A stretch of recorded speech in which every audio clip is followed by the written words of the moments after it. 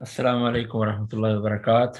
اقول وباللہ توفیق الحمدللہ وحدہ والصلاۃ والسلام علی من لا نبی بعد اما بعد رب اشرح لی صدری ویسر لی امری واحلل عقدۃ من لسانی یفقہوا قولی اللہم علمنا ما ینفعنا اللہم انی اسألک علما نافعا رب زدنی علما رب زدنی علما۔ جی، اللہ کی توفیق کے ساتھ آج ہمارا عقیدہ واسطیہ کا 8واں لیکچر ہے الحمدللہ اللہ کی توفیق سے۔ اس کے بعد 2 لیکچر رہ گئے ہیں، انشاءاللہ ایک کل ہوگا اور ایک ہم ایکسٹرا جو ہے نا وہ ہفتے کو لیں گے اور اس کتاب کا اختتام کریں گے انشاءاللہ۔ آج کا جو لیکچر ہے نا اس میں ابن تیمیہ رحمہ اللہ ایمان باللہ، ایمان بالآخرہ جو پیچھے گزر چکے ہیں ان کی تفصیل کے بعد نا اب ایمان بالقدر کی طرف آئے ہیں کہ تقدیر کا جو بیان ہے نا اس کی تفصیل ہے آج کے لیکچر میں، اور پھر آگے تقدیر کے 4 مراتب بیان کیے، یعنی تقدیر کو 2 قسموں میں تقسیم کیا ہے اور اس میں ہر ایک قسم کے جو ہے نا وہ مزید 2 اقسام بیان کیے، تو 4 مراتب ہیں وہ ٹوٹل۔ اور پھر تقدیر کے بعد آخر پہ آج کے لیکچر میں جو ہے وہ اہل السنہ والجماعہ کے نزدیک جو ایمان کی کیا ڈیفینیشن ہے باطل فرقوں کے اگینسٹ جو کہ ہم نے 6 لیکچر میں بھی پڑھا، اس کی تھوڑی وضاحت ہے۔ اور پھر آخر پہ مرتکب الکبیرہ کا حکم کہ جو بندہ کبیرہ گناہ کرتا ہے اس کے بارے میں اہل السنہ والجماعہ کا کیا اصول ہے۔ تو بلا تاخیر ہم اپنی لیکچر کی طرف چلتے ہیں۔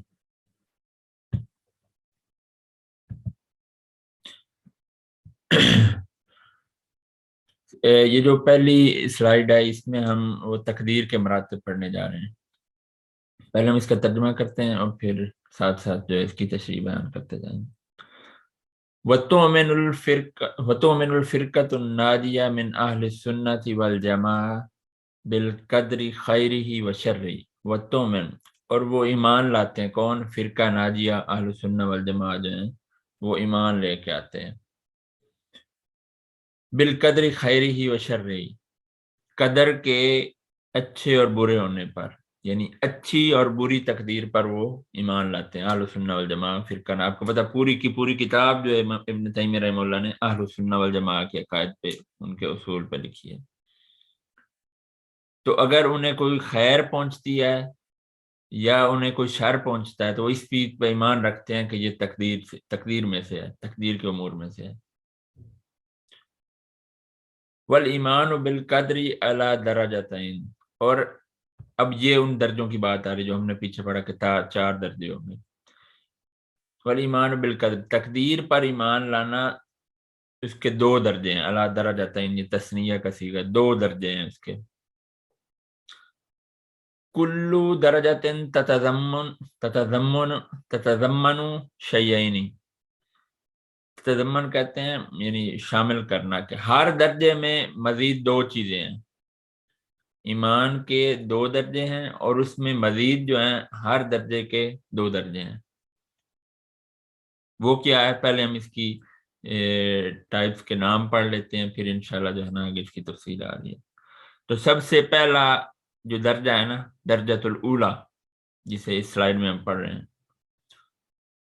تو اس کی 2 قسمیں ہیں، 2 درجے ہیں اس کے۔ پہلا العلم، دوسرا الکتابہ، یعنی ہر چیز جو ہے نا وہ اللہ کے علم میں ہے۔ اللہ کا علم جو ہے وہ قدیم ہے، اس کی ڈیٹیل ہم پڑھنے جا رہے ہیں۔ ہر چیز اللہ کے علم میں ہے، یہ اس کا پہلا درجہ ہے۔ اور دوسرا الکتابہ، کہ اس نے ہر چیز کو لکھ رکھا ہے، اس کی بھی ہم ڈیٹیل آگے پڑھنے جا رہے ہیں۔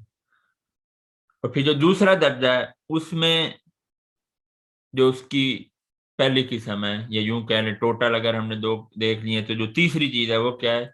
اس کی مشیت اور قدرت، یہ اس کی تیسری چیز ہے۔ اور چوتھی خلق اللہ، کہ اس نے مخلوقات کو پیدا کیا۔ یہ 4 چیزیں ہیں جو آج ہم تقدیر کے باب کے اندر دیکھنے جا رہے ہیں، العلم، الکتابہ، المشیہ والقدرہ اور خلق اللہ، یہ 4 چیزیں۔ اب وہ بتا رہے ہیں فالدرجۃ الاولی، پہلا درجہ کیا ہے جی؟ پہلے درجے کی پہلی چیز ہم نے کیا پڑھی؟ العلم، علم کا بیان آ رہا ہے۔ الایمان بان اللہ علیم بالخلق، اس بات پر ایمان لانا کہ اللہ اپنی مخلوق پر علیم ہے، مخلوق کا علم رکھنے والا ہے۔ یہ بہت ہی ایک وسیع کلمہ ہے کہ اللہ اپنی مخلوق کا علم رکھنے والا، کوئی ذرہ ہے، کوئی پتا گر رہا ہے، کوئی پتا ٹوٹ رہا ہے، کوئی ساتوں زمینے کو نیچے کوئی کیڑا موجود ہے، اسے رزق دے رہا ہے، وہ اسے رزق، اس کا علم ہے تو اسے رزق دے رہا ہے نا۔ تو اللہ جو ہے اپنی مخلوق کا علم رکھنے والا ہے۔ وَهُمْ عَامِلُونَ بِعِلْمِهِ القدیم، اور وہ جو عمل کر رہے ہیں، جو کام کر رہے ہیں، کون؟ مخلوق، پیچھے خلق کا بیان آیا نا تو وہ ان کو جانتا ہے، تو کہا کہ وہ جو کام کر رہے ہیں، جو بھی عمل کر رہے ہیں، بعلمہ القدیم، وہ اس کے علم قدیم سے کر رہے ہیں، یعنی یہ پہلے سے اس کے علم میں موجود ہے کہ انہوں نے یہ کام کرنے ہیں۔ سبحان اللہ، بعلمہ القدیم، یہ ایک بڑا اہم نقطہ ہے، اس پہ فلسفی جو ہے وہ بڑا مغز ماری کرتے ہیں کہ قدیم جو ہے، اور صفات میں طرح طرح کی تعویلات جو ہیں اسی طرح سے کرتے ہیں کہ اگر صفات جو ہیں، پھر وہ صفات کو مخلوق قرار دیتے ہیں کہ صفات جو ہیں وہ قدیم نہیں ہیں، اللہ کا علم جو ہے وہ قدیم ہے، اللہ قدیم ہے، تو صفات اگر قدیم نہیں ہے تو پھر اس کا مطلب وہ مخلوقات ہوں، اس طرح کی تعویلات کرتے ہیں۔ تو اس کا رد کیا ابن تیمیہ رحمہ اللہ نے کہ وہ جو بھی کرتے ہیں اللہ کے قدیم علم، قدیم یعنی سب سے پہلے والے جو علم، جو سب سے پرانا، قدیم عام الفاظ میں اس کا مطلب پرانا بھی کرتے ہیں۔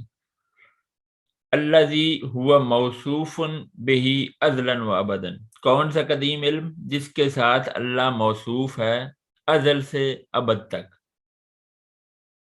یعنی وہ علم جو اللہ کے ساتھ ازل سے ابد تک ہے۔ اللہ اکبر۔ اچھا، ازل کسے کہتے ہیں؟ لا بدایت لہو، کہ جس کی کوئی ابتدا نہ ہو، اور ابد ولا نہایت لہو، اور جس کی کوئی انتہا نہ ہو، یعنی نہ اس کی کوئی ابتدا ہے اور نہ اس کی کوئی انتہا، اتنا وسیع اور قدیم علم ہے اس کا۔ اگر کہہ دیں کہ ہاں وہ جو علم ہے وہ فلاں وقت سے شروع ہوا، تو پھر تو وہ محیط ہو گیا نا، اس کا وہ ایسٹیمیشن ہو گئی، نہیں، تے ازل سے اللہ بدایت لہو، اس کی کوئی ابتدا ہی نہیں ہے، وہ ابدن، اور اس کی کوئی انتہا ہی نہیں ہے، کوئی اس کا اینڈنگ نہیں ہے۔ وعالم، اور اس نے جان لیا جمیع احوالہم، ان کے تمام احوال، یعنی مخلوقات کی تمام احوال اس نے جان لیے، من الطاعاتی، اطاعت سے یعنی جو فرما برداری کے کام، نیکی کے کام، والمعاصی، اور نافرمانی کے گناہوں کے کام، والارزاقی والآجالی، ارزاق رزق کی جمع ہے، اور رزق کے بارے میں، والآجال اجل کی جمع، اجل کا لفظ موت کے لیے استعمال، اور ان کی موت کے بارے میں، ان کی وقت کے بارے میں۔ تو اس کا جو قدیم علم ہے جس کے ساتھ وہ متصف ہے، موصوف ہے، اس کے ذریعے اس نے پہلے ہی جان لیا کہ اس میں سے کس نے کیا گناہ کرنا ہے، کس نے کیا نیکی کرنی ہے، کس کو کتنا رزق دیا جانا ہے، اور کس کو کب موت دی جانی ہے، کس کا کتنا وقت اس کے پاس ہے۔ تو یہ آ گیا پہلا درجہ، العلم۔ اب آگے ہم پڑھنے جا رہے ہیں الکتابہ، کہ اس نے نہ صرف یہ اس کے علم میں ہے بلکہ اس نے اس چیز کو لکھ رکھا ہے۔ کیسے لکھ رکھا ہے یہ ہم پڑھنے جا رہے ہیں۔ ثم كتب اللہ فی اللوح المحفوظ مقادیر الخلق، ثم پھر کتب اللہ نے لکھا، فی لوح المحفوظ، لوح محفوظ میں، آپ کو پتا وہ ایک کتاب جو اللہ کے پاس موجود ہے، مقادیر الخلق، مقادیر یعنی اللہ کی مخلوق کی جو تقدیریں ہیں نا، اس نے لکھ لی لوح محفوظ میں، پورے اندازے کے ساتھ اس نے لکھ لی کہ کیا ہونے والا ہے۔ فَأَوَّلَ مَا خَلَّقَ اللَّهُ الْقَلَمَ، سب سے پہلے جس کو اللہ نے پیدا کیا تھا نا وہ قلم تھا، یعنی سب سے پہلے اللہ نے قلم کو پیدا کیا۔ قَالَ لَهُ اُكْتُب، اور پھر اس قلم سے کہا لکھ، تو قلم نے کیا کیا؟ قال مکتب، قلم نے کہا کیا لکھوں؟ اللہ سے پوچھا کہ میں کیا لکھوں، آپ مجھے حکم دے رہے ہیں لکھنے کا۔ تو اللہ نے فرمایا اکتب ما ہوا کائن الی یوم القیامہ۔ اللہ اکبر، یہ ہے اللہ کی صفت علیم، کہا کہ لکھ جو کچھ بھی قیامت تک ہونے والا لکھ۔ لوح محفوظ میں یہ محفوظ ہے۔ یہ اس کے علیم ہونے کی دلیل ہے کہ نہ صرف اس کے علم میں تھا بلکہ اس نے لکھ لیا اس کو کہ قیامت تک کیا ہونے والا، کیا حالات ہونے والے ہیں۔ اور آپ کو پتا ہے کہ صحیح مسلم کی حدیث میں اس کا ذکر آتا ہے کہ رسول اللہ صلی اللہ علیہ وسلم نے فرمایا قدر اللہ مقادیرہ، اللہ نے تقدیروں کو یعنی کہ لکھا یا تقدیروں کو تقدیر بنائی قبل ان یخلق السماوات والارض بخمسین الف سنہ، زمین و آسمان کی تخلیق سے 50,000 پہلے اللہ نے تقدیروں کو لکھ دیا۔ اللہ اکبر۔ انسان تو بعد میں مخلوقات ہے، اس سے بھی بعد میں پیدا ہوئی ہیں۔ آپ کو پتہ ہے قرآن کی آیات سے واضح ہے کہ اللہ نے فرمایا کہ اذ قال ربک للملائکۃ انی جاعل فی الارض خلیفہ، کہ جب اللہ نے کہا کہ میں اپنا خلیفہ جو ہے وہ زمین میں بھیجنے والا ہوں، تو مطلب کہ زمین پہلے سے موجود، انسان کے پیدا ہونے سے پہلے سے۔ تو اس زمین و آسمان کے بھی پیدا ہونے سے پہلے کتنا پہلے؟ بخمسین الف سنہ، 50,000 پہلے اللہ نے ان کی تقدیروں کو لکھ دیا تھا۔ ایسا علیم ہے وہ، ایسا قدیر ہے وہ۔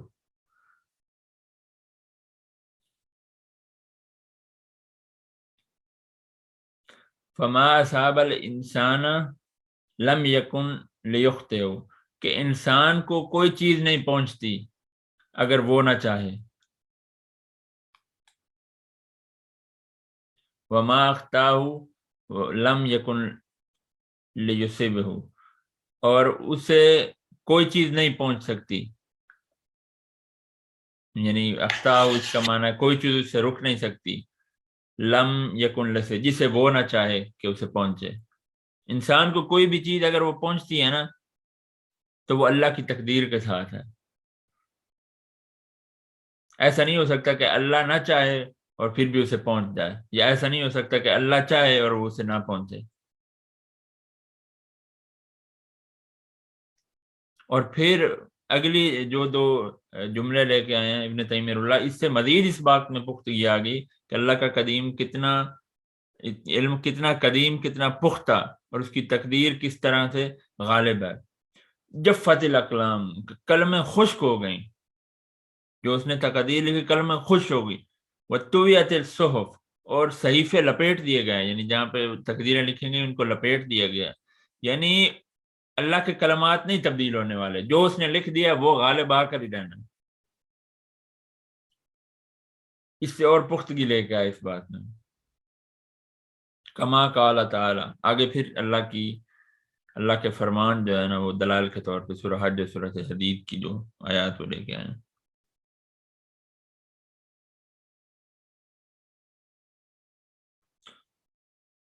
اللہ اکبر۔ اللہ کیا فرماتے ہیں سورہ حج میں؟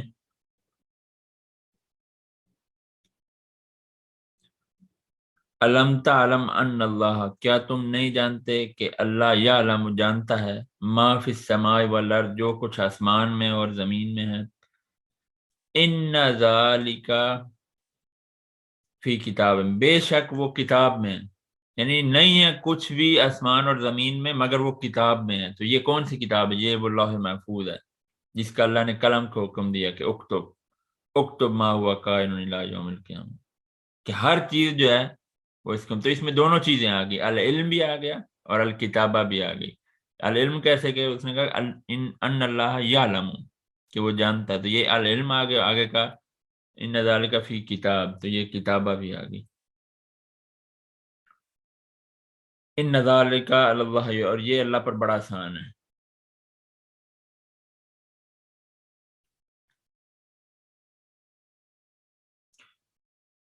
آگے فرمایا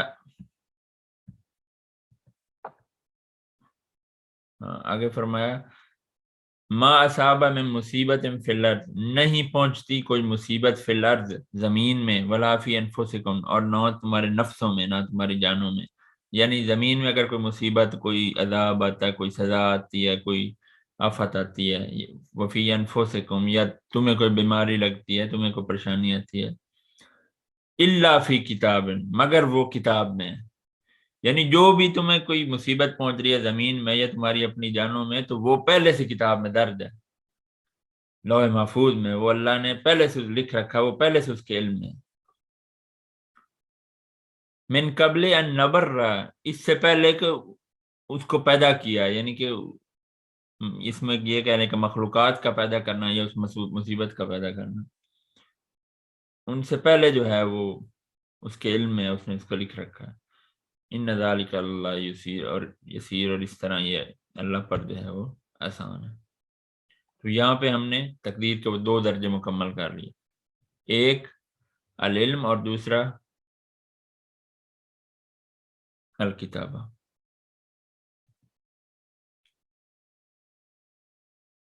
اب وہ الکتابہ کی نا مزید تھوڑی وضاحت یہاں پہ آ رہی ہے. وَهَذَا التَّقْدِيرُ التَّابِعُ لِعِلْمِهِ، کہ یہ جو تقدیر ہے نا وہ اس کے علم کے تابع ہے.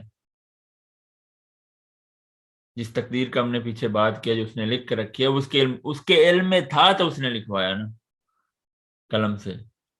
تو یہ تقدیر اس کے علم کے تابع ہے. یکون فی مواضع، جو کہ کئی جگہ پر آئی ہے، یعنی کہ قرآن میں، سنہ میں کئی جگہ پہ اس کا بیان آیا ہے. جملتاً و تفصیلا، اجمالی طور پہ آئی بھی ہے اور تفصیلی طور پہ بھی آئی ہے. جملتاً اجمالی یعنی کہ ڈسکرپٹیو وے میں، اور تفصیلاً تھوڑا اس کی ڈیٹیل میں بھی آئی ہے وہ. اب یہاں پہ نا علماء کرام نے تقدیر کی نا سمجھنے کے لیے اس کی مزید اقسام بتائیں ہیں. ایک ہے تقدیر عام اور ایک ہے تقدیر خاص. تقدیر عام کہ جو کچھ بھی تھا نا وہ اللہ نے لکھ دیا، تو وہ ہے تقدیر عام. یعنی اجمالاً جو ہے نا ان شارٹ کہہ دیا کہ اللہ نے اس کو لکھ دیا. اب جو آگے اس کی تفصیل ہے نا اسے تفصیل خاص کہا گیا ہے. اور اس کی آگے مزید تین اقسام بیان کی جاتی ہیں. التقدیر العمری، جس کا تعلق عمر کے ساتھ ہے. جیسا کہ آپ کو پتا ہے کہ حدیث میں آتا ہے، ہم آگے پڑھنے بھی جا رہے ہیں، کہ بچہ جب ماں کے پیٹ میں ہوتا ہے تو فرشتہ اس کا بارے میں آ کے لکھ لیتا ہے کہ اس کا رزق کتنا ہوگا، اس کے پاس وقت کتنا ہے، کب اس کی موت آئے گی، اس کا عمل کتنا ہوگا، اور وہ شقی ہوگا یا سعید ہوگا. تو پہلی تقدیر خاص کی کیا قسم ہے؟ تقدیر العمری، عمر کی جو تقدیر ہے. پھر تقدیر الحولی. التقدیر الحولی، حول کہتے ہیں سال کو، سال کی جو تقدیر ہے، سال میں اس کے ساتھ کیا آنے والے ہیں. پھر التقدیر الیومی، دن کی جو تقدیر ہے، روزانہ جو ہے اللہ تقدیر لکھتا ہے کہ کیا ہونے والا ہے اس کو اس دن میں. تو ان تینوں کو بیان جو ہے قرآن اور سنہ سے واضح ہے.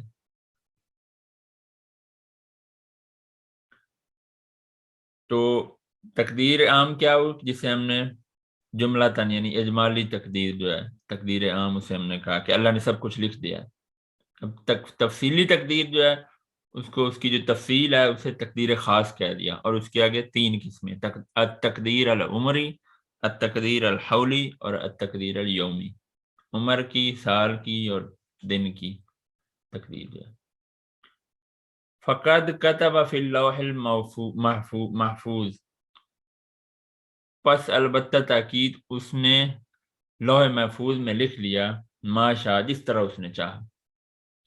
وَإِذَا خَلَقَ جَسَدَ الْجَنِينَ، جنین کہتے ہیں جب بچہ ماں کے پیٹ میں ہونا تو اس کی حالت کو جنین کہتے ہیں. وَإِذَا خَلَقَ الْجَسَدَ، جب اس نے پیدا کیا بچے کو ماں کے پیٹ میں، بچے کے جسم کو، جسد، قبل نفخ الروح فی، روح کے پھونکے جانے سے پہلے، یعنی اس بچے کا جو جسم ماں کے پیٹ میں ہے اس میں روح ڈالنے سے پہلے اس نے کیا کیا، بعث الیہ ملکن، اس کے پاس ایک فرشتہ بھیجا، اس بچے کے پاس جو اس کا جسم تھا ماں کے پیٹ میں. فیؤمر باربع، کلمات، اور اس فرشتے کو کیا 4 چیزوں کا حکم دیا گیا. فیقال لہ، اس سے کہا گیا اکتب لکھ، رزقہ، اس بچے کا رزق لکھ، واجلہ، اس کا وقت، اس کی موت لکھ، وعملہ، اور اس کا عمل لکھ، وہ شقی ام سعید، اور یہ بھی لکھ کہ یہ شقی ہوگا، شقی یعنی یہ بدبخت ہوگا، ام سعید یا یہ خوش بخت ہوگا. تو یہ 4 چیزوں کا حکم دے. اور یہ کیا چیز ہے؟ اسے ہم نے کہا کہ یہ تقدیر عمری ہے، جس کا تعلق عمر کے ساتھ ہے. اس کا رزق کتنا ہوگا اس کی عمر میں، اس کی موت کب آئے گی، اس کا عمل کیسا وہ کرے گا اوور آل، اور پھر وہ شقی ہوگا یعنی بدبخت ہوگا یا نیک بخت، ونحو ذالک، اور اسی طرح سے باقی چیزیں. اور اسی طرح آپ کو پتہ ہے جو تقدیر حولی ہے، اس کا بیان بھی وہ قدر کی رات کے بارے میں جب آیت آتی ہے، میرے ذہن میں اس کے الفاظ تو نہیں آ رہے، کہ ہر سال کے جو فیصلے ہیں وہ اس میں کیے جاتے ہیں، تو وہ تقدیر حولی ہو گیا. تقدیر یومی کے بارے میں بھی قرآن کی آیت ہے کہ روز جو ہے وہ اللہ مخلوق کے بارے میں فیصلہ کرتا ہے. فہذا تقدیر، پر یہ تقدیر ہے، قد کانا ینکرہ غلاۃ القدری یا قدیما. تو یہ وہ تقدیر ہے جس کا انکار کیا غلاۃ، غلاۃ کہتے ہیں غالی سے ہے یہ، یعنی کہ بہت زیادہ مبالغہ کرنے والے، قدری یا قدیمن، وہ قدری یا قدیمن جو قدیم تھے، پہلے کے زمانے کے لوگ تھے. انہوں نے کیا کیا کہ انہوں نے اس کا انکار کیا. آپ کو پتہ ہے نا قدریہ کیا کہتے ہیں، ہم نے پیچھے پڑھا بھی ہے. قدریہ کہتے ہیں کہ جو کچھ بھی بندہ کر رہا ہے نا، وہ سارا کی سارا بندے کی مشیت ہے، بندہ کا ارادہ، اس میں اللہ کی مشیت شامل ہی نہیں ہے. اور اسی وجہ سے تقدیر کا چونکہ انہوں نے انکار کیا تو ان کا نام اسی مناسبت سے قدریہ پڑ گیا. وَمُنْكِرُهُ الْيَوْمَ قَلِيلٌ، اور آج کے دن جو ہے نا، اب جو آج کل ان کے منکر جو ہے وہ بہت کم ہے. یہ ابن تیمیہ رحمہ اللہ اپنے زمانے کے بارے میں بتلا رہے ہیں. اب آ گیا اس کا درجہ ثانیہ. درجہ ثانیہ کیا ہم نے پڑھا تھا؟ اس کی مشیت، اس کی قدرت، اور اس کا مخلوقات کو پیدا کرنا.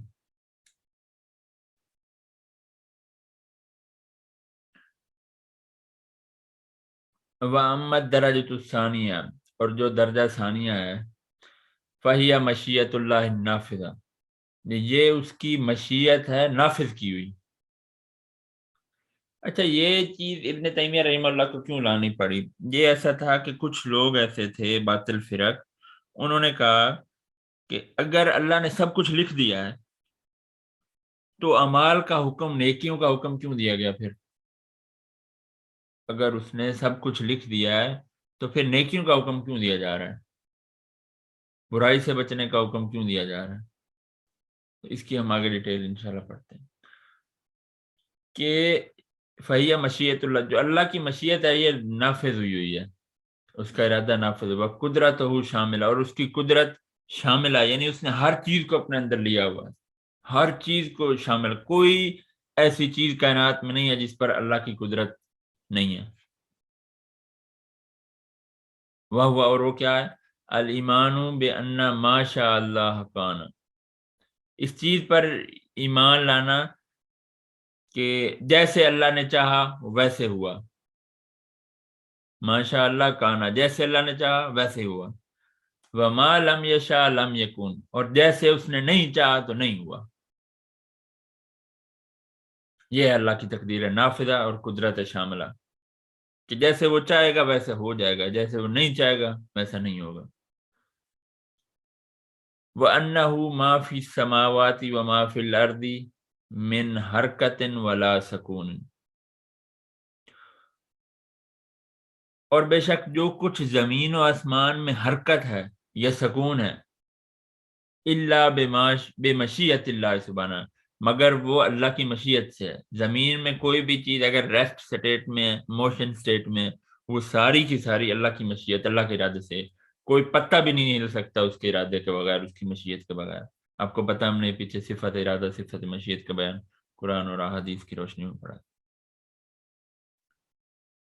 لا یکون فی ملکہ ما لا یرید، نہ اس کی بادشاہت میں کچھ ایسا ہو سکتا جس کا وہ نہ چاہے، جس کا وہ ارادہ نہ کرے. اس کی بادشاہت میں ایسا کچھ بھی نہیں ہونے والا کہ جو وہ نہ چاہے. وَأَنَّهُ سُبْحَانَهُ عَلَى كُلِّ شَيْءٍ قَدِيرٌ. اس کی وجہ کیا ہے کہ جو وہ چاہے ہوگا، جو نہ چاہے نہیں ہوگا؟ کہ اس لیے کہ وہ سبحانہ و تعالیٰ، وہ پاک ذات ہر چیز پر قادر ہے. من الموجودات، ہر وہ چیز جو موجود ہے، والمعدومات، اور جو غیر موجود ہے. جو موجود ہے، جو نہیں موجود، وہ ہر چیز پر قادر ہے. تو اس لیے وہی ہوگا جو وہ چاہے گا، اور جو وہ نہیں چاہے گا وہ نہیں ہوگا. اب آگے چوتھی چیز آ گئی تخلیق کے حوالے سے. ما من مخلوق فی الارض، نہیں ہے کوئی مخلوق زمین میں، ولا فی السماء، نہ آسمان میں، الا اللہ خالقہ سبحانہ، مگر اسے پیدا کیا، تخلیق کیا اللہ نے، اللہ سبحانہ و تعالیٰ نے. کوئی بھی چیز، اس میں کتنے باطل فرقوں کا رد ہو رہا ہے آپ دیکھیں، خصوصاً مشرکین کا، جو لوگ شرک کرتے ہیں. کوئی بھی چیز جو ہے نا، کوئی بھی چیز ایسی نہیں ہے جس کو اللہ کے علاوہ کسی نے پیدا کرنا تو دور کی بات ہے. جیسے وہ قرآن کی آیت ہے، اگر میں الفاظ سے یہ ادا کر پاؤں، کہ جن لوگوں کو تم اللہ کے علاوہ پکارتے ہو، ما یملکون من قطمیر، وہ تو قطمیر کے بھی مالک نہیں ہیں. قطمیر کہتے ہیں جو کھجور آج کل ہم کھا رہے ہیں، رمضان میں موقع بھی ہے. کھجور جو ہے نا، اس کی جو گٹھلی ہوتی ہے، اس کے اوپر ایک باریک سی جھلی ہوتی ہے، آپ کو پتہ ہے، ایک باریک سی ممبرین ہوتی ہے وائٹ سے کلر کی، تو اسے کتمیر کہا جاتا ہے. تو اللہ کہتا ہے کہ یہ جو لوگ جنہیں اللہ کے علاوہ پکارتے ہیں، وہ تو کتمیر، وہ کھجور کی گٹھلی کی جھلی جو ہے نا باریک سی، اس کے بھی مالک نہیں ہے. مالک نہیں ہے، خالق ہونا تو بہت دور کی بات ہے نا. لا خالق غیرہ، اس کے علاوہ کوئی خالق نہیں ہے. اس نے، یعنی ان چیزوں کو اس کے علاوہ کسی نے نہیں پیدا کیا. ولا رب سواہ، اور اس کے علاوہ کوئی رب نہیں ہے.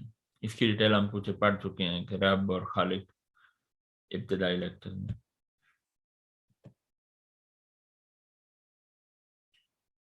اچھا، یہ وہ بات اس سلائیڈ میں کہ جو ہم کہہ رہے تھے، کچھ باطل فرق نے کہا کہ اگر اللہ کی تقدیر ہے تو پھر اس نے عمل کرنے کا کیوں حکم دیا، شریعت کیوں نافذ کی؟ تو اس میں تو پھر کنٹراڈکشن آ رہی ہے نا ان کے مطابق، جنہوں نے تقدیر سے بھی انکار کر دیا.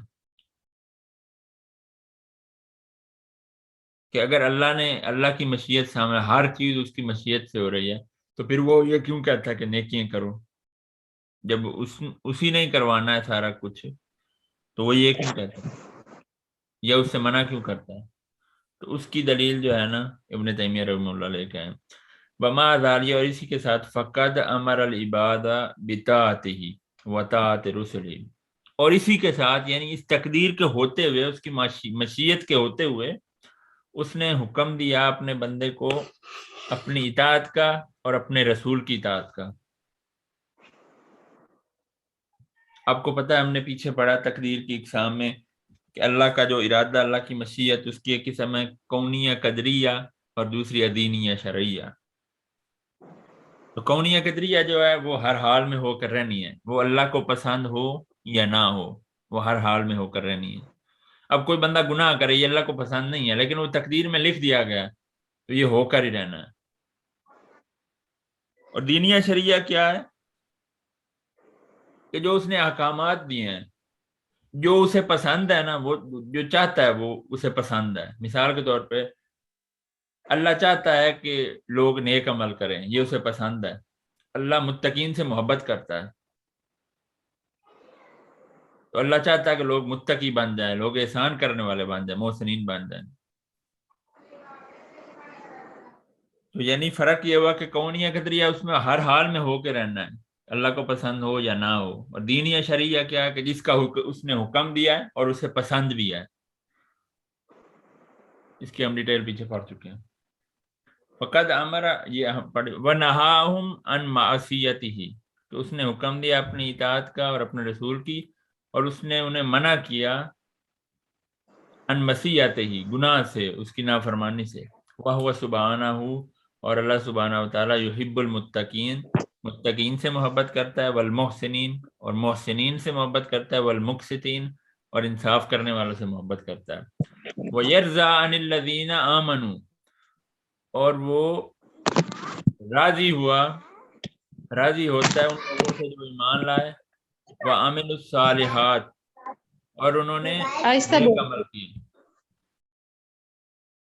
وَلَا يُحِبُّ الْكَافِرِينَ، اور وہ کافروں سے محبت نہیں کرتا، وَلَا يَرْضَىٰ عَنِ الْقَوْمِ الْفَاسِقِينَ، اور نہ وہ فاسق قوم سے راضی ہوتا ہے، فاسق لوگوں سے راضی ہوتا ہے، وَلَا يَأْمُرُ بِالْفَحْشَاءِ، اور نہ ہی وہ فحاشی کا حکم دیتا ہے، وَلَا يَرْضَىٰ لِعِبَادِ الْكُفْرِ، اور نہ وہ اپنے بندوں کے لیے کفر پر راضی ہوتا ہے، وَلَا يُحِبُّ الْفَسَادَ، اور نہ وہ فساد کو پسند کرتا ہے۔ تو ابن تیمیہ رحمہ اللہ یہ چیزیں لا کر یہ ثابت کرنا چاہ رہے ہیں کہ اس کی تقدیر جو ہے نا، اس کے احکامات کے وہ منافی نہیں ہے، اس میں کوئی تعارض نہیں آتا، اس میں کوئی کنٹراڈکشن نہیں ہے، کیونکہ اگر ایسا ہوتا تو وہ اپنی کتاب میں دونوں چیزوں کو کیوں لاتا کہ اپنی مشیت کو بھی بیان کر رہا ہے اور پھر وہ ساتھ بیان کر رہا ہے کہ حکم بھی دے رہا ہے کہ تم نیکی بھی کرو اور برائی سے بھی بچو۔ تو اگر ان میں کوئی تعارض ہوتا تو اللہ تو علیم ہے، سب سے زیادہ علم رکھنا ہے، تو ان دونوں چیزوں کو وہ قرآن میں کیوں اکٹھا کرتا یا اپنے نبی کے فرمان میں کیوں اکٹھا کرواتا؟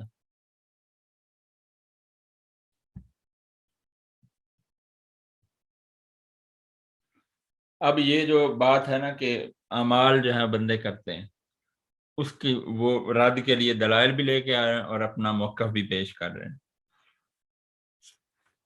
کہ بندے جو ہیں وہ جن لوگوں نے تقدیر کا انکار کیا یا جبریہ یا قدریہ جو فرقے تھے ان کے رد کے لیے، فرمایا والا عباد فاعلون حقیقتاً، جو بندے ہیں نا فاعلون، وہ جو کام کرتے ہیں جو عمل کرتے ہیں، حقیقت وہ حقیقی ہے،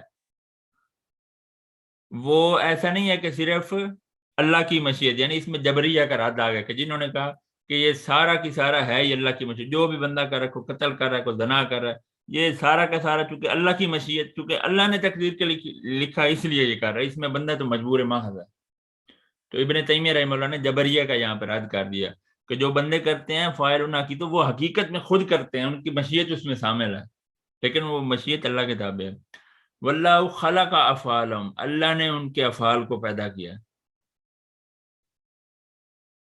اللہ نے ہی ان کے افعال کو پیدا کیا، یعنی ثابت کیا ہوا کہ جبریہ کی طرح نہیں ہے کہ صرف اللہ کی مشیت ہے، بلکہ ان کے جو اعمال ہیں افعال ہیں وہ حقیقت حقیقی ہیں، یعنی ان کی مشیت ارادہ شامل ہے بندوں کی، مگر خلق افعالهم، وہ اللہ کی مشیت کے تابع ہے، اس کا ہم پیچھے بیان پڑھ چکے ہیں۔ والعبد ہوا، اور جو بندہ ہے وہ کیا ہے، المومن، وہ مومن بھی ہوتا ہے، والکافر، اور وہ کافر بھی ہوتا ہے، والبر، نیک بھی ہوتا ہے، والفاجر، اور فاجر بھی ہوتا ہے، والمصلی، نماز پڑھنے والا بھی ہوتا ہے، والصائم، اور روزے رکھنے والا بھی ہوتا ہے،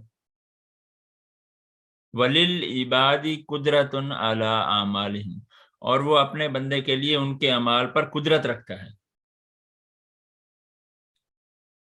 یہ وہ چیز ہے۔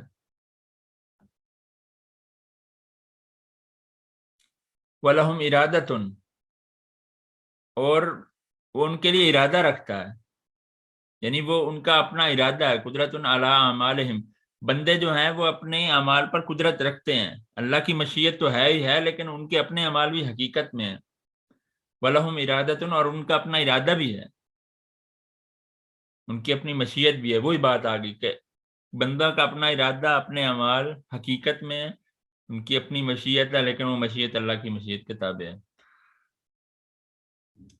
یہ اس کی مثال یوں سمجھ لیں، ڈاکٹر ذاکر نائک حفظہ اللہ بھی بڑی بھی بیان کرتے ہیں کہ اسٹوڈنٹ ہیں، کوئی 10-20 اسٹوڈنٹ ہے ایک کلاس میں، تو ٹیچر جو ہے نا وہ انہیں پڑھاتا ہے 2-4 مہینے، 5 مہینے، سال پڑھایا ہے، اب وہ امتحان ہونے سے پہلے نا وہ کہہ دیتا ہے کہ فلاں جو اسٹوڈنٹ ہے نا، یعنی مثال کے طور پہ عبداللہ جو ہے اس نے فیل ہو جانا ہے، اور جو حذیفہ ہے اس نے فرسٹ پوزیشن لینی ہے، جو اسامہ ہے اس نے سیکنڈ آنا ہے، تو وہ پیپر ہوتا ہے، وہ ریزلٹ آتا ہے، وہی ہوتا ہے کہ عبداللہ فیل ہو جاتا ہے، اسامہ سیکنڈ آتا ہے، حذیفہ فرسٹ آتا ہے۔ تو اب کیا عبداللہ یہ کہے گا چونکہ میرے استاد نے کہا ہے میں فیل ہوں گا، میں اسی وجہ سے فیل ہوں گا؟ تو یہ تو استاد کی اس کی مشیت ہے، یہ استاد کا قصور ہے، میں تو نہیں فیل ہوا، استاد نے کہا تھا فیل ہوا، میں اس لیے فیل ہوا، ایسا نہیں کہا جائے گا۔ استاد نے 4-5 مہینے سال پڑھا کے اس نے ایک اندازہ لگا لیا کہ اس نے کیا کرنا ہے، یہ کتنے پانی میں ہے۔ تو اگر آج کا بندہ ایک مخلوق میں سے وہ اندازہ لگا کے ایگزیکٹ پریڈکٹ کر سکتا ہے، تو اللہ تو خالق ہے ہمارا، اور اس نے تو 50,000 سال پہلے، اور اس کا علم تو قدیم ہے، اس نے 50,000 سال پہلے سے جو ہے وہ سب کچھ ریکارڈ کر رکھا ہے، تو اسے کیوں نہیں علم ہوگا؟ تو یہ بات بھی ایک مثال بہت اچھی ہے، یہ ڈاکٹر ذاکر نائک صاحب دیتے ہیں سمجھنے کے لیے، کہ اگر ایک آج کا ٹیچر عام اندازے سے کہہ سکتا ہے کہ فلاں فیل ہوگا اور وہ فیل ہو جاتا ہے، تو اس میں استاد کا تو کوئی قصور نہیں ہے، لیکن اس نے اندازہ لگا لیا تھا۔ تو اللہ کو ساری مخلوقات کا پورا پورا اندازہ، اس نے تو انہیں تخلیق کیا، ان کے دماغ کو بھی اس نے تخلیق کیا، اسے کیسے نہیں علم ہوگا ان کا؟ یہ ہے تقدیر۔ واللہ خالقہم، اللہ نے انہیں پیدا کیا، وہ قدرتہم، اور ان کی تقدیر کو، ان کی قدرت کو بھی، وہ ارادتہم، اور ان کے ارادے کو بھی پیدا کیا، تو وہ تو سب سے بہتر ان کو جانتا ہے۔ کما قال تعالیٰ، جس طرح اللہ کا فرمان ہے، یہ سورۃ تکویر کیا آیا تھا، سیدھا ہو جائے، وما تشاؤون، اور تم نہیں چاہتے، الا ان یشاء اللہ رب العالمین، یہ آیت ہم پیچھے ہی پڑھ چکے ہیں، مگر جو اللہ چاہے رب العالمین۔ تو یہ ہے کہ وما تشاؤون، تم چاہتے ہو نہیں چاہتے، یعنی تمہاری مشیت بھی ہے، مگر وہ مشیت الا ان شاء اللہ رب العالمین، اللہ کی مشیت کے تابع ہے۔ تو اس میں کوئی کنٹرڈکشن والی بات نہیں ہے کہ اس کی تقدیر مشیت بھی ہے لیکن پھر بھی بندے عمل کر رہے ہیں۔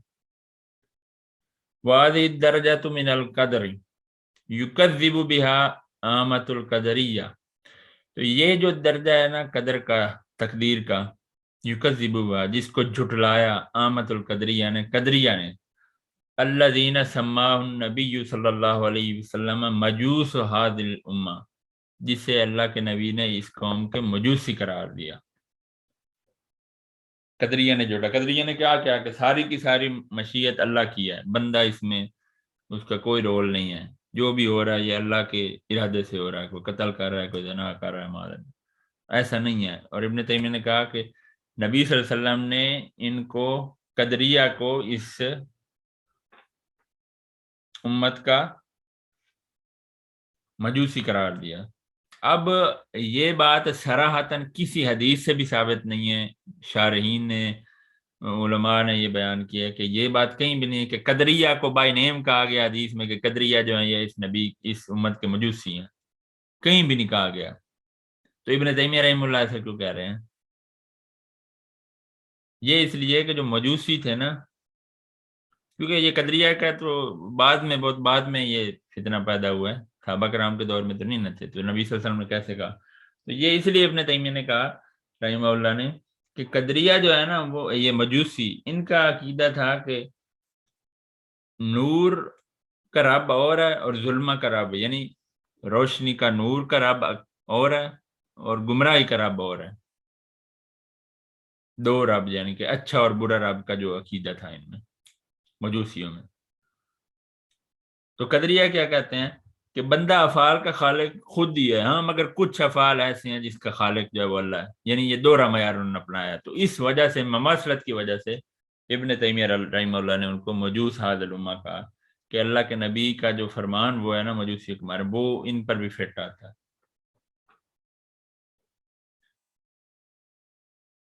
وَيَغْلُو فِيهَا قَوْمٌ مِّنْ أَهْلِ الْإِثْبَاتِ، اور ایک قوم جو اہل اثبات، جو کہ تقدیر کا اثبات کرتی تھی، مانتی تھی، اس نے بھی اس میں غلو کیا۔ وہ کون ہے؟ وہ جبریہ ہے، آپ کو پتہ ہے، جنہوں نے اتنا غلو کیا کہ انہوں نے کہا کہ جو سارا کا سارا ہو رہا ہے نا، یہ ہے ہی بندے کی مشیت، اس میں تو اللہ کی مشیت ہے ہی نہیں۔ غلو کا مطلب ہے بڑھانا، کسی چیز کو اس کی درجے سے، حد سے بڑھا دینا۔ حتیٰ سلب، یہاں کہ انہوں نے سلب کر لیا، یعنی کھینچ لیا، پکڑ لیا، العبد قدرت ہو اختیار، یہاں تک کہ انہوں نے بندے سے اس کی قدرت اور اختیار کو ہی کھینچ لیا، سلب کر لیا، کہا کہ سارا کا سارا اللہ کا ارادہ ہے، بندے کا تو اس میں رول ہی کوئی نہیں۔ وَيُخْرِجُونَ عَنْ أَفْعَالِ اللَّهِ، اور انہیں خارج کر دیا اللہ کے افعال سے، و احکامی اور اس کے احکام سے، حکمہا و مصالحہ اور اس کے حکم سے اور اس کی مصالح. یہ جبریہ نے کیا. یہ دونوں ایکسٹریم تھے. قدریہ نے کہا کہ سارا کا سارا اللہ کا ارادہ ہے، جبریہ نے کہا سارا کا سارا بندے کا ارادہ ہے. جبکہ اہل سنہ والجماعہ اس کے درمیان میں ہے، اعتدال پہ ہیں کہ بندے کا ارادہ ہے مگر اللہ کے ارادے کے تابع ہے. اگلی دو سلائیڈ رہ گئی ہماری. اب ہے مرتکب الکبیرہ کے بارے میں کہ جو بندہ کبیرہ گناہ کرتا ہے ان کا کیا ہوگا. ہم نے پیچھے پڑھا بھی کہ حروریہ کا کیا عقیدہ تھا، مرجیہ کا، معتزلہ کا، ان کا کیا عقیدہ تھا ان لوگوں کے بارے میں. تو اہل السنہ والجماعہ کا کیا عقیدہ ہے؟ مرتکب الکبیرہ، اس کا معنی ہے کہ جو کبیرہ گناہ کا ارتکاب کرے، کبیرہ گناہ کرے. انہوں نے فصل قائم کیا وَمِنْ اصول اہل السنۃ والجماعہ، اہل السنہ والجماعہ کے اصول میں سے ہے ان الدین والایمان قول و عمل، قول اور عمل کا نام ہے. آگے انہوں نے اس کی ڈیٹیل بتائی ہے. قول القلب واللسان، قول انہوں نے کیا کیا ہے کہ وہ دل اور زبان سے اس کا اقرار کرنا ہے. ہم نے اس کے پیچھے بھی پڑھا ہے کہ قول باللسان، اعتقاد بالقلب اور عمل بالجوارح. ہم نے اس کو 3 الگ الگ سے پڑھا تھا. انہوں نے پہلے اس کو 2 کر دیا ہے، دل کو اور زبان کو ایک کیٹیگری میں کر دیا ہے، اور پھر زبان اور جو باقی جسمانی اعضاء ہے اس کو ایک کیٹیگری میں ہے. یہ وہی 3 چیزیں ہیں. وعمل القلب واللسان والجوارح، اور عمل جو ہے وہ زبان کا، دل کا اور باقی جسمانی اعضاء کا. تو ثابت کیا ہوا کہ ایمان 3 چیزوں کا. مرجیہ کی طرح وہ ارجاء کا عقیدہ نہیں ہے کہ وہ عمل سے خالی قرار دینا ایمان کو، ایسا نہیں ہے. نہ ہی یہ ہے کہ صرف تصدیق بالقلب جو ہے اس کو کہنا کہ یہ صرف ایمان ہے، نہیں ہے، بلکہ زبان سے اقرار، دل سے تصدیق اور عمل سے کر کے دکھانا ہے. اگر محض عمل ہو جائے تو وہ تو پھر خوارج والی بات ہوگی. اگر وہ دل سے اس کی تصدیق نہ ہو تو پھر وہ منافقین والی بات ہوگی. اگر زبان سے انکار نہ ہو تو آپ کو پتا کتنے مشرکین تھے مکہ میں سے جو نبی صلی اللہ علیہ وسلم کے قریبی رشتہ دار بھی تھے، لیکن زبان سے اقرار نہیں انہوں نے کیا، دل سے مانتے تھے. تو یہ 3 چیزیں ہیں، زبان سے اقرار، دل سے تصدیق اس کی، اور جسمانی اعضاء سے اس کا عمل کرنا. وَأَنَّ الْإِيمَانُ يَزِيدُ بِالطَّاعَةِ، ہاں یہ اب امپورٹنٹ بات ہے کہ ایمان جو ہے وہ زیادہ ہوتا ہے اطاعت سے، نیکی کے کام کرنے سے. وَيَنْقُصُ بِالْمَعْصِيَةِ، اور اس میں کمی آتی ہے نافرمانی سے، گناہ کے کام کرنے سے. تو جو باطل فرق تھے خصوصاً مرجیہ، جو کہتے تھے کہ اعمال سے جو ہے وہ ایمان میں کوئی کمی یا زیادتی نہیں ہوتی، زنا کرو، قتل کرو، فراڈ کرو، دھوکہ کرو، جھوٹ بولو، اس سے کوئی کمی نہیں آنے والی. یہ سوچ جو ہے آج بھی باطل فرقوں میں موجود ہے. تو پوچھنا چاہے تو پرسنل میں پوچھ لے کہ ایمان سے کوئی، وہ جو عمل سے ہے ایمان میں کوئی فرق نہیں پڑتا. ایسا نہیں ہے. اگر وہ نیکی کا عمل کرے گا تو اس سے ایمان بڑھے گا، اور اگر وہ برائی کا کرے گا تو اس سے کم ہوگا. وَهُمْ مَعَ ذَلِكَ، اور اسی کے ساتھ ہے یہ، لَا يُكَفِّرُونَ أَهْلَ الْقِبْلَةِ بِمُطْلَقِ الْمَعَاصِي وَالْكَبَائِرِ، کہ وہ تکفیر نہیں کرتے. تکفیر ہوتا ہے کسی کو کافر کہنا. وہ کسی کو کافر نہیں سمجھتے. اہل القبلہ، یعنی جن کا قبلہ کعبہ ہے، یعنی جو مسلمان ہیں، اہل القبلہ مسلمانوں کو کہا جاتا ہے. بمطلقاً، مطلقاً طور پہ، المعاصی والکبائر، گناہ میں اور کبیرہ گناہ میں. کما یفعل الخوارج، جس طرح کے خوارج نے کیا. خوارج کیا کہتے ہیں؟ ہم نے اس کے پیچھے بیان پڑھا بھی ہے کل کے لیکچر میں بھی. وہ کہتے ہیں کہ جس نے کبیرہ گناہ کیا نا وہ اسلام سے خارج ہو گیا، مطلقاً خارج ہو گیا. اس پر اب اسلام کے جو ہے وہ افعال، حتیٰ کہ انہوں نے سیدنا علی رضی اللہ عنہ کو جو ہے وہ اپنی کوئی فلسفے گھڑ کے اور آیات فٹ کر کے کہہ دیا کہ اس نے یہ جو ہے کبیرہ گناہ کا ارتکاب کیا، اس لیے یہ کافر ہو گیا، معاذ اللہ ثم. اور کئی اور اصحاب کو بھی کہا کہ یہ کافر ہو گیا. تو ایسا نہیں ہے. اگر کوئی گناہ کا کام کرتا ہے اور وہ کبیرہ گناہ کرتا ہے، ہاں اگر کفر و شرک نہیں کرتا تو وہ اسلام سے مطلقاً خارج نہیں ہے، لیکن اس کے عمل میں جو ہے وہ ایمان میں کمی آ گئی ہے۔ بل الاخوۃ الایمانیہ ثابتۃ مع المعاصی، لیکن ایمانی بھائی چارہ جو ہے نا اس کے ساتھ گناہ کے ساتھ بھی ثابت ہے، یعنی بھلے وہ گناہ کر رہا ہے لیکن اس کے ساتھ ایمانی بھائی چارے والا برتاؤ کیا جائے گا، نہ کہ خوارج کی طرح اس کو اسلام سے نکال کے تو پھر اس کا خون بھی آپ پہ حلال، اس کا مال بھی حلال، کفار والے اس پر احکامات جو ہے وہ جاری کر دیا ہے جس طرح خوارج نے کیا۔ وہ تکفیر نہیں کرتے۔ خوارج کا بنیادی مدعا یہ ہوتا ہے نا تکفیر۔ یہ آج بھی جو دہشت گرد موجود ہیں مختلف تنظیمیں مسلمانوں پہ جو پھٹتی ہیں، ان کا یہ عقیدہ، یہ کوئی ایسے نہیں کہ منہ اٹھا کے آ کے پھٹ جاتا ہے، ان کی تربیت ہوتی ہے، ذہن سازی کی، جیسے برین واشنگ کہتے ہیں، وہ کی جاتی ہے، ایک نظریے پہ کھڑا کیا جاتا ہے کہ یہ سارے جو ہیں یہ کفار ہیں، اور ان کے خلاف جب تم پھٹو گے یا جو کرو گے تو وہ سیدھا جنت کا راستہ، یہ پوری نظریہ سازی کی جاتی ہے ان کی۔ تو گناہ کے باوجود بھی جو ہے نا اس کا ایمانی بھائی چارہ قائم رہے گا، ثابت ہے۔ کما وکالا، اور ایک اور جگہ پہ اللہ کا فرمان سورۃ رات، وَإِن طَائِفَتَانِ مِنَ الْمُؤْمِنِينَ، طائفتان طائفہ کی تثنیہ ہے کہ جب دو گروہ مومنوں میں سے اقتتلوا، لڑ پڑیں، جنگ کریں آپس میں، فَأَصْلِحُوا بَيْنَهُمَا، ان کے درمیان صلح کرا دو، فَإِن بَغَتْ إِحْدَاهُمَا، پس ان میں سے اگر کوئی حد سے بڑھے، بغاوت کرے، علی الاخری، دوسرے گروہ پر، فقاتلوا، تو اس سے لڑو، التی تبغی حتی تفیہ، تو اس سے لڑو، التی تبغی، جس نے بغاوت کی، جس نے زیادتی کی، حتی تفیہ الی امر اللہ، یہاں تک کہ وہ اللہ کے امر کی طرف لوٹا ہے۔ فَإِن فَات، بس اگر وہ ایسا کرے، فَصْلِحُوا بَيْنَهُمَا، ان کے درمیان صلح کروا دو، بالعدل وَاقْسِطُوا، عدل کے ساتھ اور انصاف کرو، ان اللہ یحب المقسطین، اللہ انصاف کرنے والوں کو پسند کرتا ہے۔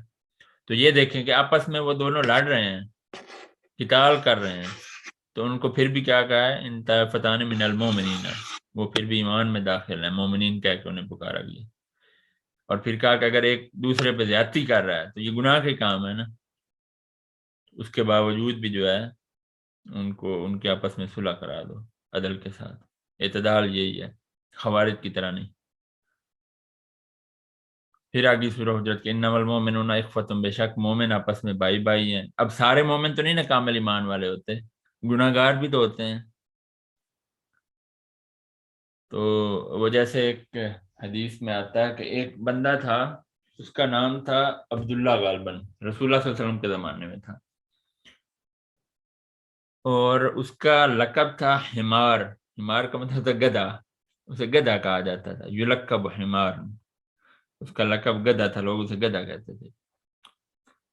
اور اس کا کام کیا تھا کہ وہ رسول اللہ صلی اللہ علیہ وسلم کے پاس آتا اور انہیں ہنساتا تھا، ایسی باتیں کرنی اور رسول اللہ کو ہنسانا، گپے شپے لگانے۔ لیکن اس کا ایک کام برا تھا کہ وہ شراب پیتا تھا، کئی دفعہ ایسے آتا شراب پیتا اور اللہ کے رسول اس پر ہاتھ لگواتے، اسے کوڑے مرواتے۔ تو ایک مرتبہ جو ہے نا وہ پھر آیا، جیسے شراب پی ہوئی اس نے، تو کسی ایک اور صحابی نے جو ہے نا وہ کہہ دیا کہ اس پر اللہ کی لعنت، تو دیکھو یہ ہمیشہ رسول اللہ کو تکلیف دیتا ہے، بھئی یہ شراب پی کے آتا ہے تو اللہ کے رسول کو یہ پسند نہیں ہے۔ تو رسول اللہ صلی اللہ علیہ وسلم نے فرمایا، اللہ اکبر، دیکھیں کہ ایمان کتنا فائدہ دیتا ہے بندے کو۔ آپ نے فرمایا کہ اس پر لعنت نہ کرو، میں جانتا ہوں کہ یہ اللہ اور اس کے رسول سے کتنی محبت کرتا ہے۔ اللہ اکبر۔ فَأَصْلِحُوا بَيْنَ أَخَوَيْكُمْ، پس اپنے بھائیوں کے درمیان اصلاح کرا دو، صلح کرا دو۔ یہ آج کی آخری سلائیڈ الحمدللہ۔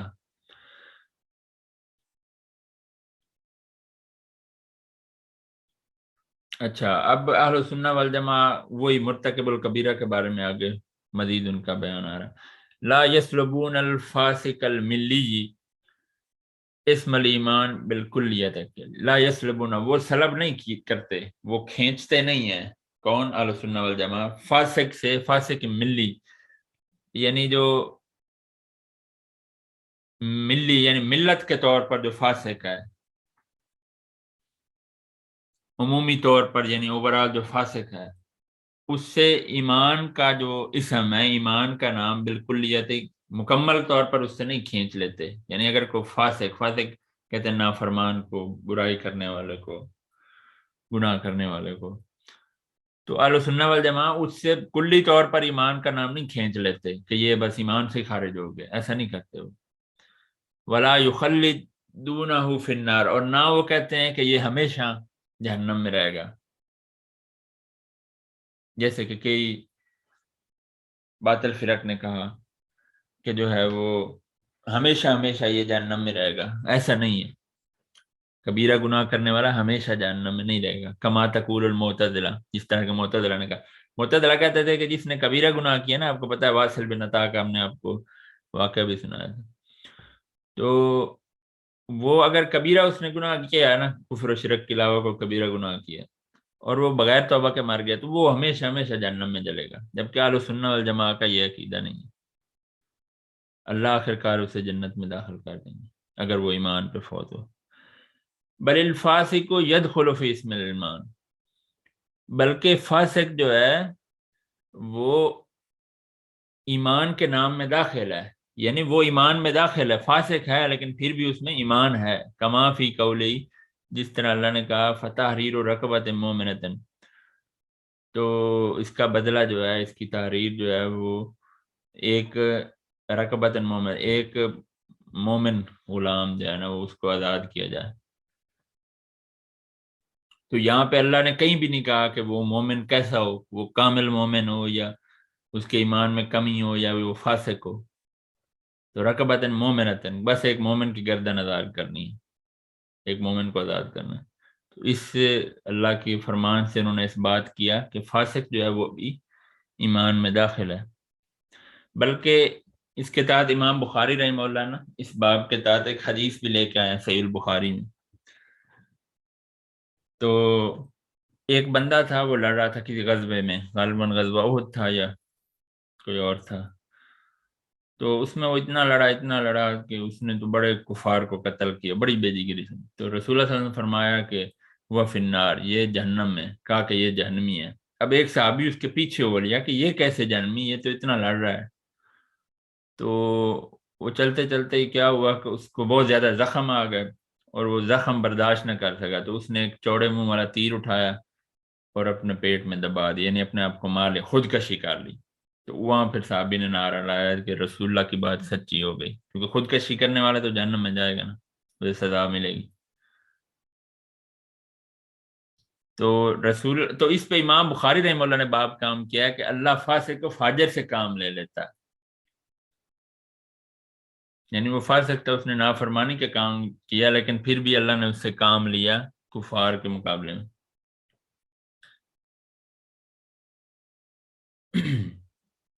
جی آگے، وقد لا يدخل فی اسم الایمان المطلق، اور نہ ہی ایسا ہے کہ فاسق جو ہے وہ مطلق ایمان میں شامل. ایمان مطلق سے مراد ایمان کامل ہے،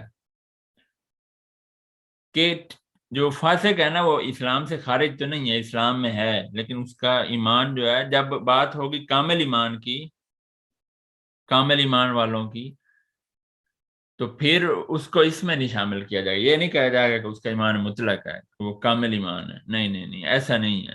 ایمان پر وہ ہے لیکن اس کا کامل ایمان نہیں ہے. کما فی قولی تعالی، جس طرح کہ اللہ کا فرمان ہے انما المؤمنون الذین،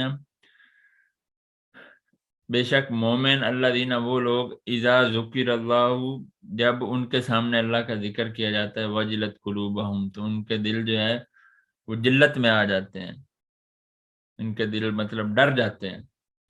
وَإِذَا تُلِيَتْ عَلَيْهِمْ آيَاتُهُ، اور جب ان پر اس کی آیات تلاوت کی جاتی ہیں، زادتہم ایمانا، تو ان کے ایمان جو ہے وہ بڑھ جاتے ہیں. تو اس سے دو چیزوں کا ثابت ہوا کہ جو ایمان مطلق ہے وہ فاسق کے لیے نہیں ہے. وہ پکا مومن جو ہے نا، ایمان مطلق میں فاسق شامل نہیں ہوگا، کامل ایمان والا نہیں ہوتا وہ. اور دوسرا یہ ہے کہ ایمان بڑھتا ہے. یہ دیکھیں زیادت ہم ایمان ہے کہ ان کا ایمان بڑھتا ہے، ایمان بڑھتا بھی ہے، کم بھی ہوتا ہے. مرجیہ کی طرح نہیں ہے جنہوں نے کہا کہ اعمال سے ایمان پہ کوئی فرق نہیں آتا. وقولہ صلی اللہ علیہ وسلم، اب رسول اللہ صلی اللہ علیہ وسلم کا آگے فرمان، یہ حدیث آ رہی ہے، یہ صحیح بخاری میں ہے، اس کا کچھ حصہ میرے خیال میں صحیح مسلم میں بھی موجود ہے. لا یزنی الزانی حین یزنی وهو مؤمن، زانی زنا نہیں کرتا جب وہ زنا کرتا مومن، یعنی اس کا مطلب یہ ہے کہ زانی جب زنا کرتا ہے نا تو تب وہ مومن نہیں رہتا، اس وقت ہی نا، یعنی اس وقت جب وہ زنا کر رہا ہوتا ہے نا تو تب اس وقت وہ ایمان سے خارج ہوتا ہے۔ ولا یسرق السارق حین یسرق، اور جب وہ چور چوری کرتا ہے تو تب وہ مومن نہیں ہوتا جس وقت وہ چوری کر رہا ہے نا۔ ولا یشرب الخمر حین یشرب، اور جب چور شراب پینے والا شراب پیتا ہے تو تب وہ مومن نہیں ہوتا۔ ولا ينتهب نهبة ذات شرف يرفع الناس إليه فيها أبصارهم حين ينتهبها وهو مؤمن۔ ولا ينتهب نهبة، اور کوئی ڈاکہ ڈالنے والا کسی ایسی چیز کو ڈاکہ ڈالتا ہے، شرفن يرفع الناس، کہ وہ اتنی قیمتی ہے کہ لوگ اسے سر اٹھا کے دیکھتے ہیں، یعنی کسی بڑی عمدہ چیز کو جب کوئی ڈاکہ ڈالنے والا ڈاکہ ڈالتا ہے تو وہ مومن نہیں ہوتا۔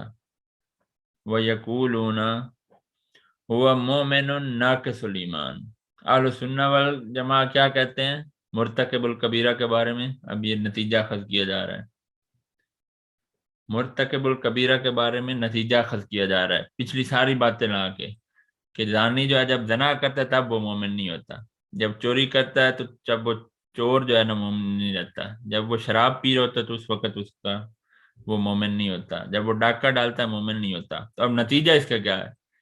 اہل سنہ والجماعہ کیا کہتے ہیں؟ ہوا مومن ناقص، وہ مومن ہے مگر ناقص ایمان کے ساتھ ہے، اس کے ایمان میں کمی ہے۔